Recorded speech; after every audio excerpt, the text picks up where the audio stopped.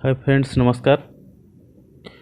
आइए इस वीडियो में Lost Spring the Stolen Childhood, जिसके लेखिका जो हैं एनिस जंग हैं। इस चैप्टर की लेखिका कौन है? एनिस जंग। तो उनके द्वारा जो ये लिखी हुई कहानी है, हम इस कहानी को पढ़ चुके हैं, जैसा कि आप इसके पूर्व के वीडियो में जान चुके होंगे।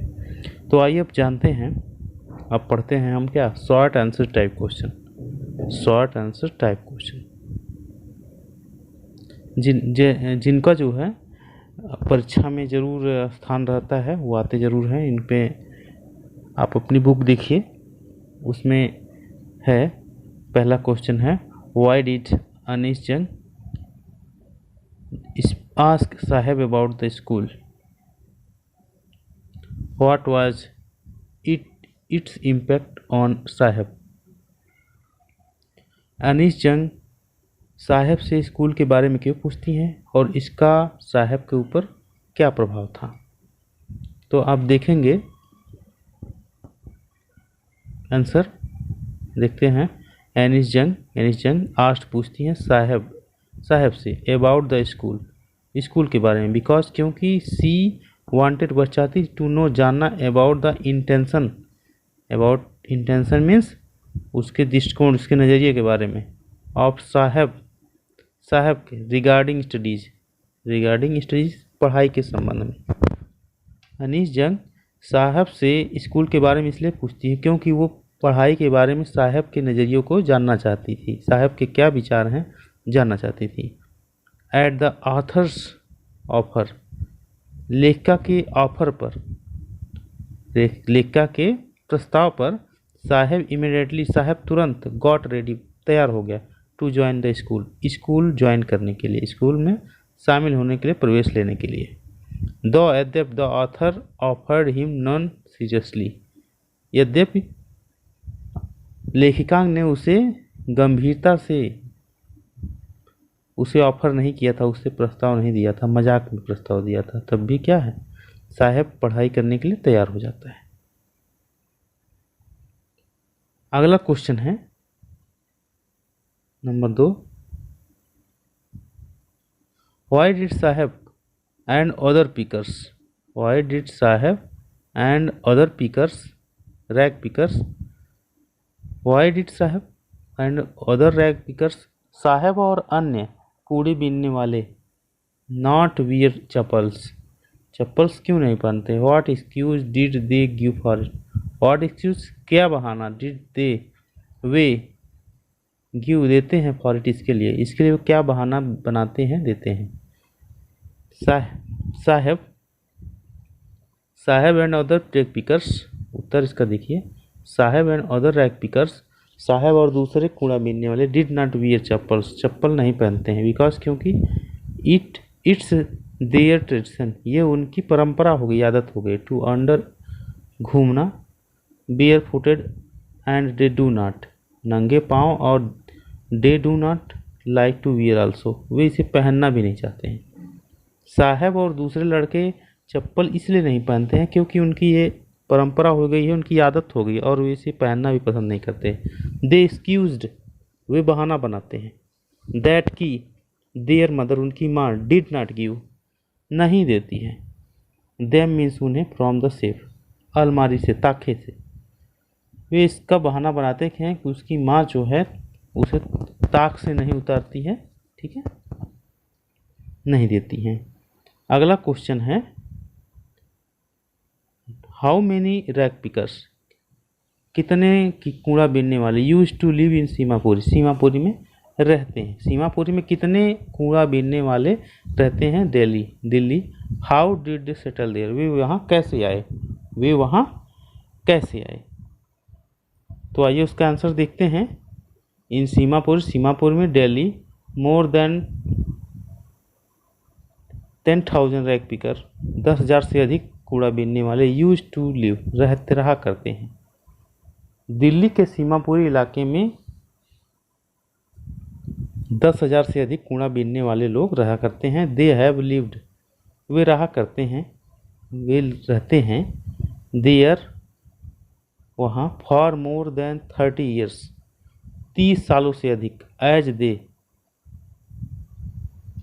दे आर द स्क्वेटर, एज वे वहाँ 30 वर्षों से अधिक समय से रहते हैं, एज दे आर जैसा कि वे स्क्वेटर शरणार्थी हैं, भाग कर आए हुए हैं, हु केम फ्राम जो आए थे, फ्राम बांग्लादेश से इन 1971 जो बांग्लादेश से भागकर 1971 में यहाँ आए थे।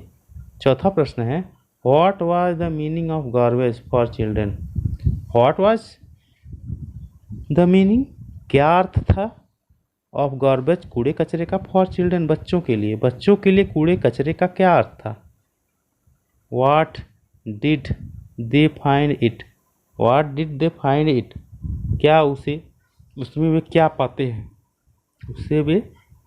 हैं, तो इसका आंसर है फॉर चिल्ड्रन बच्चों के लिए गार्बेज कूड़ा वाज था रैप्ड इन वंडर आश्चर्य से लिपटा हुआ, इन इट इसमें, दे समटाइम्स वे कुछ बार, फाउंड रूपी पैसे पा जाते थे, धन पा जाते थे, इवन 10 रूपी यहाँ तक कि 10 रूपी नोट, एंड देयर और वहाँ, दे डिड नॉट स्टॉप वे रुकते नहीं थे, स्क्राउंडिंग ढूंढना, इन होप आशा में,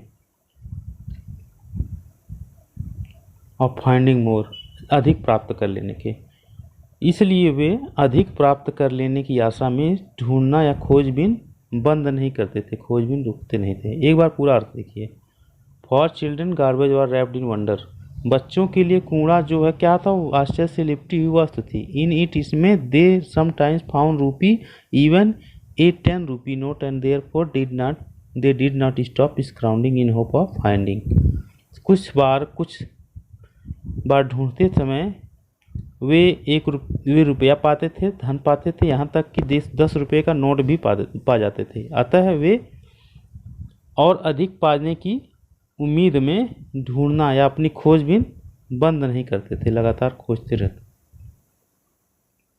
अगला है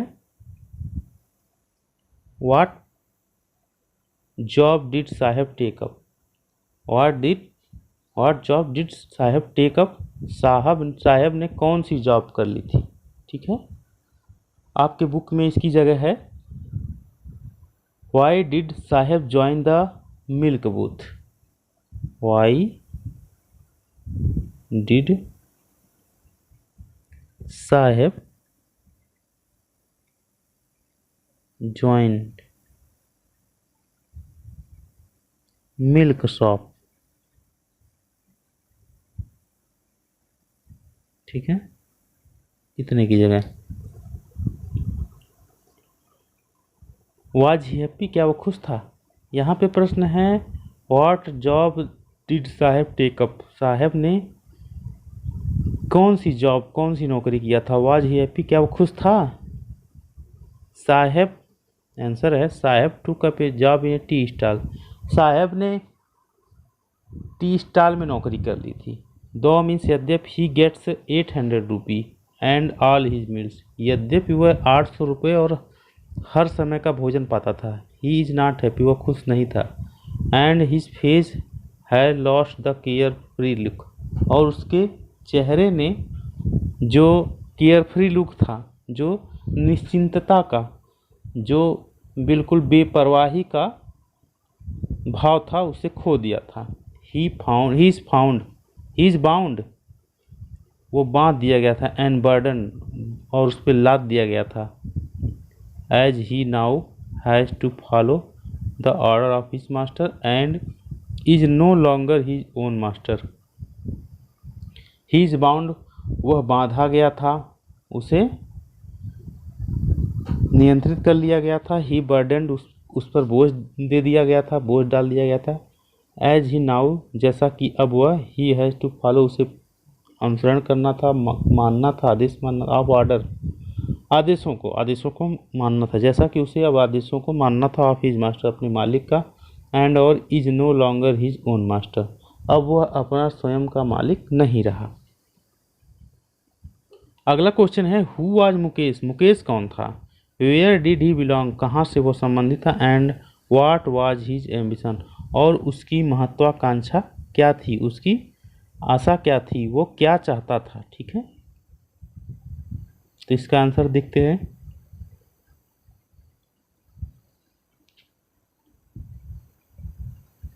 मुकेश बिलोंग्स, मुकेश संबंधित है, बिलोंग्स में संबंधित है to the bangle makers of Firozabad, Firozabad के चूड़ी बनाने वाले लोगों से संबंधित है।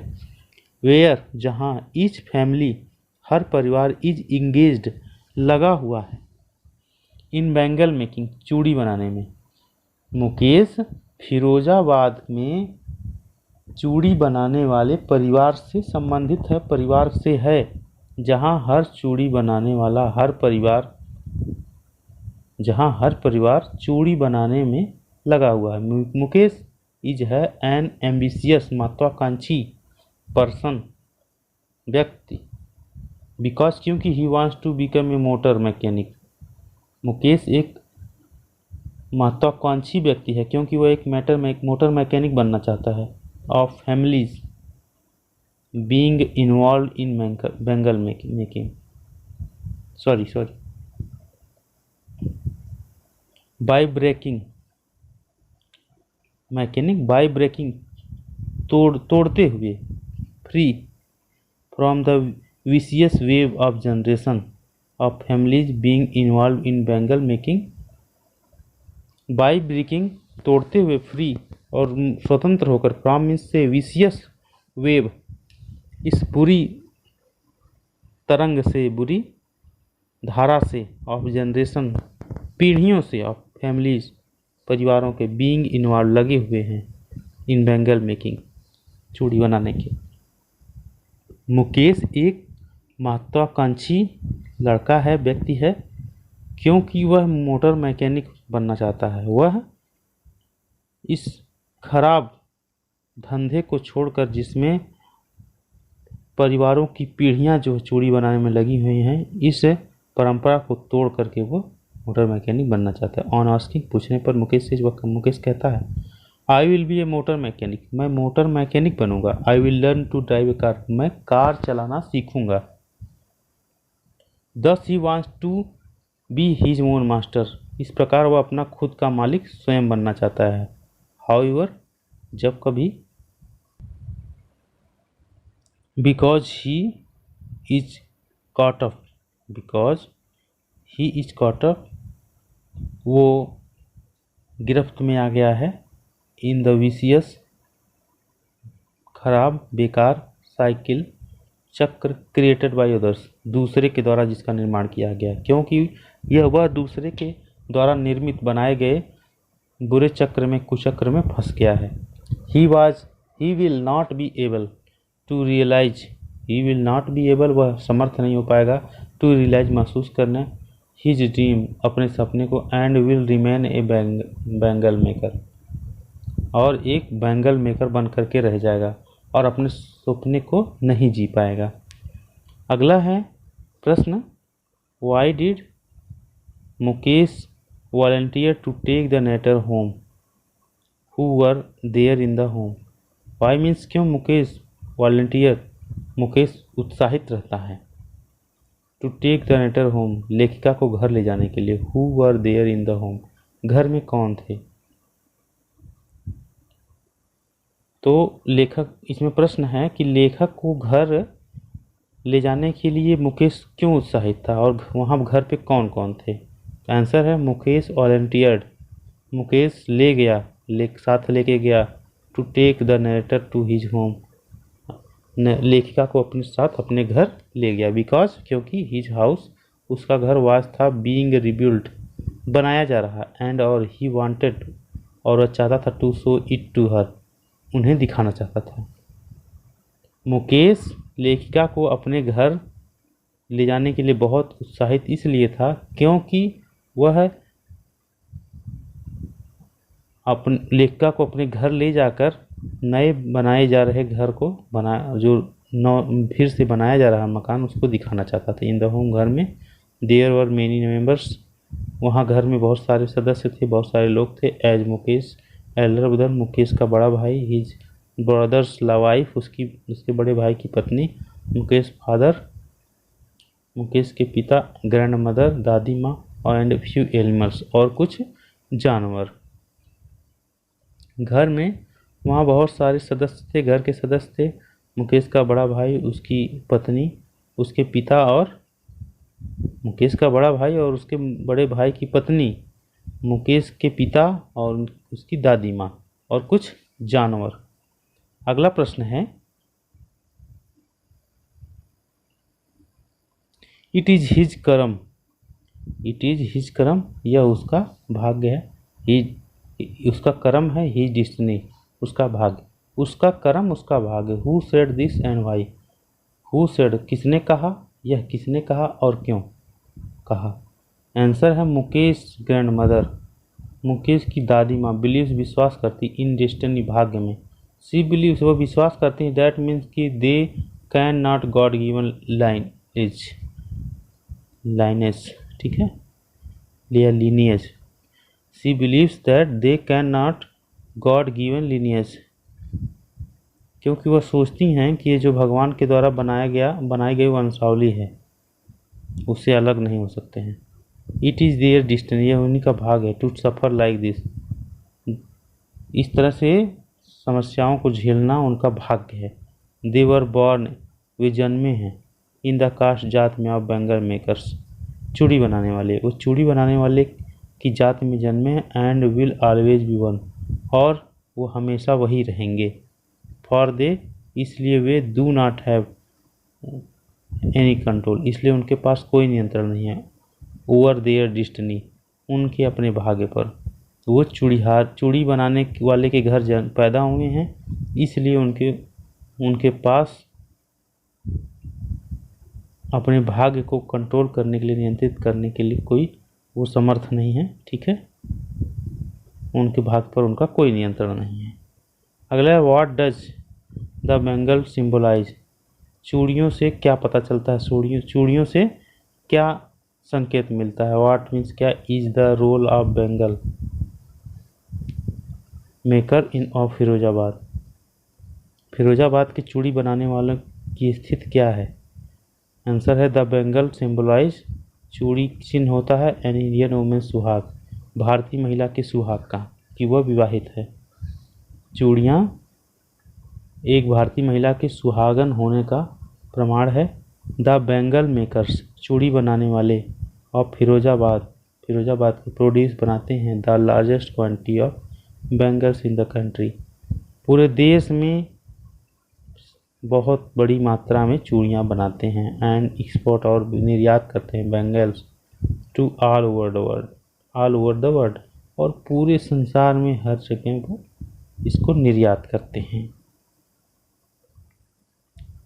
आगे हैं, अगला question, why could the bangle makers not organise themself into a cooperative. Why could the bangle makers, चूड़ी बनाने वाले नहीं कर सकते हैं क्या, नॉट ऑर्गेनाइज, संगठन नहीं बना सकते हैं, संगठित नहीं हो सकते, देमसेल्फ, अपने आप को, इनटू ए कोऑपरेटिव, सहकारी संस्थाओं में। सहकारी संस्थाओं में चूड़ी बनाने वाले लोग क्यों नहीं जुड़ सकते हैं, क्यों नहीं संगठित हो सकते हैं, एक हो सकते हैं। आंसर है, द बैंगल मेकर, चूड़ी बनाने वाले, कुड नॉट ऑर्गेनाइज, संगठन नहीं बना सकते हैं, देमसेल्फ, अपने आप में, इनटू ए कोऑपरेटिव, अथवा एक संस्था में वो लोग संगठन नहीं बना सकते, सहकारी संस्था में संगठन नहीं बना सकते हैं। बिकॉज, क्योंकि दे वर ट्रैप्ड, वे फंसा लिए गए थे, इन द विशियस सर्कल, दुष्चक्र में, अब साहूकारों के, मिडिलमैन, मध्यस्थ, दलाल के, पुलिसमैन के, ब्यूरोक्रेट, नौकरशाहों के, एंड पॉलिटिशियन, और राजनीतिज्ञों के, ठीक है, हु एक्सप्लॉयटेड देम, जिन्होंने उन्हें बर्बाद कर दिया था, नष्ट कर दिया था। बैंगल्स मेकर, चूड़ी बनाने वाले लोग किसी सहकारी संस्था से नहीं जुड़ सकते थे, बिकॉज, क्योंकि वे लोग साहूकारों की मध्यस्थता करने वाले, पुलिसमैन, नौकरशाह और राजनीतिज्ञों के बुरे चक्र में फंस गए थे, और उन्होंने उसे बर्बाद कर दिया था, उन लोगों को बर्बाद। इफ दे ट्राइड, यदि वे प्रयास करते टू ऑर्गेनाइज, संगठित होने का, देम सब, स्वयं, यदि वे अपने आप में संगठित होने का प्रयास करते, दे वुड बी बीटन, उन्हें पीटा जाएगा बाय द पुलिस के द्वारा, एंड पुट इन जेल, और जेल में डाल दिया जाएगा। यदि वे संगठन बनाने का प्रयास करते हैं तो उन्हें पीटा जाएगा पुलिस के द्वारा और जेल में डाल दिया जाएगा। नेक्स्ट है question, what was the meaning of garbage? कूड़े कचरे का क्या अर्थ है? फॉर चिल्ड्रन, बच्चों के लिए। For children is Seemapuri.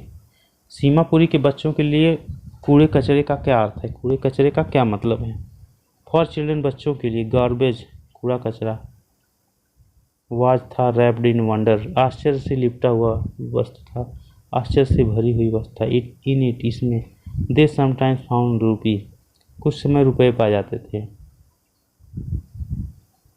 Even a 10 rupee note, कभी कभी तो 10 रुपये का नोट पाए जाते थे। एंड देयरफॉर, इसलिए वे, दे डिड नॉट स्टॉप, वे नहीं बंद करते थे स्क्राउंडिंग, ढूंढना, इन होप ऑफ फाइंडिंग मोर, और अधिक पाने की आशा में।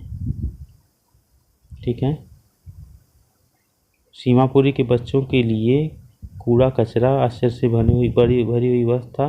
कुछ समय में कुछ बार वो लोग धन पा जाते थे, कभी कभी 10 रुपये का नोट पा जाते थे, इसलिए कुछ और पाने की इच्छा में, उम्मीद में वे ढूंढना बंद नहीं करते थे, ढूंढना लगातार जारी रखते थे। आगे बढ़ते हैं। What explanation does the author offer for children? What explanation does the author? What explanation, क्या व्याख्या does the author offer for children? बच्चों के लिए लेखक जो है क्या व्याख्या करते हैं, क्या बताते हैं? Not wearing footwears, जो चप्पल जूते नहीं पहने हैं, फुटवियर नहीं पहने हुए हैं। ऑथर जो है बच्चों के द्वारा पैरों में फुटवियर ना पहनने के कारण क्या बताते हैं? आंसर है द रैक पीपर ऑफ सीमापुरी के कूड़ा बीनने वाले have different attitude towards wearing shoes. Different attitude, भिन्न भिन्न विचार हैं, भिन्न भिन्न बातें हैं, टुवार्ड्स वियरिंग शूज, जूते पहनने के लिए, उनके जूते ना पहनने के लिए उनके अलग अलग तर्क है, अलग बातें हैं। वन बॉय, एक लड़का, does not feel like wearing shoes, वो जूते नहीं पहनना पसंद करता है। अनदर बॉय, दूसरा लड़का, who has never owned a pair of shoes,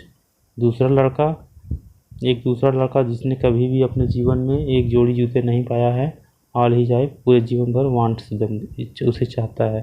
but the author feels, लेकिन लेखक महसूस करता है, it is not lack of money, ये पैसे की कमी कारण नहीं है, बट ए ट्रेडिशन, ये एक परंपरा है, टू स्टे बेयरफुट, नंगे पाँव रहने की, फॉर दीज पुअर पीपल, इन गरीब लोगों की। लेकिन आथर महसूस करता है, लेखिका महसूस करती हैं कि बच्चों का नंगे पाँव रहना पैसे की कमी के कारणवश नहीं है, उनका नंगे पैर रहना एक परंपरा हो गई है, गरीबों की नंगे पैर रहने की एक परंपरा हो गई है। तो ये था इस सेशन में आपका लास्ट स्प्रिंग के शॉर्ट आंसर टाइप क्वेश्चन का उत्तर हमने आपको बताया। इस चैप्टर का शॉर्ट आंसर टाइप क्वेश्चन समाप्त होता है और इसके अगले वीडियो में हम आपको लॉन्ग आंसर टाइप क्वेश्चंस को कराएंगे। ठीक है, इसमें एमसीक्यू है। एमसीक्यू जैसे आपने बी पॉइंट पे देखा है, ये शॉर्ट आंसर टाइप, सी पे लॉन्ग आंसर टाइप क्वेश्चंस हैं।